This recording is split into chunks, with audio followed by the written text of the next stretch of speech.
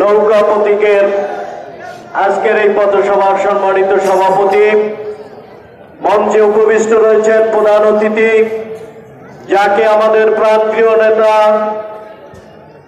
সর্বকালের সর্বশ্রেষ্ঠ বাঙালি মহান জাতির মহান নেতা, জাতির জনক বঙ্গবন্ধু শেখ মুজিবের কন্যা, আমাদের প্রাণপ্রিয় নেত্রী, গণপ্রজাতন্ত্রী বাংলাদেশ সরকারের মাননীয় প্রধানমন্ত্রী জননেত্রী শেখ হাসিনা নৌকা হাতে তুলে দিয়েছেন, যিনি এই এলাকার উন্নয়নের জন্য দিনের 24টি ঘন্টার 18টি ঘন্টা মন্ত্রণালয় থেকে মন্ত্রণালয়কে ঘুরে বেরিয়ে এই এলাকার ব্রিজ, রাস্তা, কালভার্ট, মসজিদ, মাদ্রাসা, বিশ্ববিদ্যালয় সহ অসংখ্য উন্নয়নের ছোঁয়া লাগিয়েছেন এই পিরোজপুরবাসীর জন্য।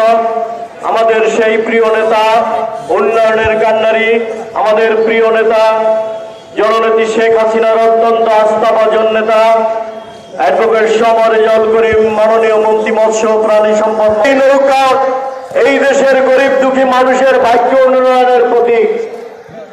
আপনারা জেনেছেন, ইতিমধ্যে অনেক বক্তার বলেছেন, গতকাল বরিশালে ওই বঙ্গবন্ধু উদ্যানে জননেত্রী শেখ হাসিনার জনসভা ছিল।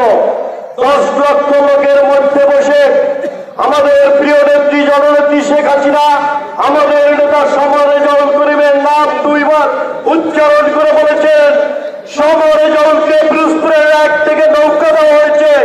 আপনারা রেজাউল করিমকে আমার প্রতীক, উন্নয়নের প্রতীক, নৌকা প্রতীকে ভোট দিয়ে তাকে জয়যুক্ত করবেন।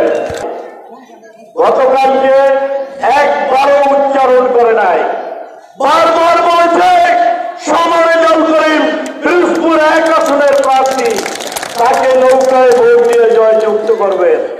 এখন নিন্দুকেরা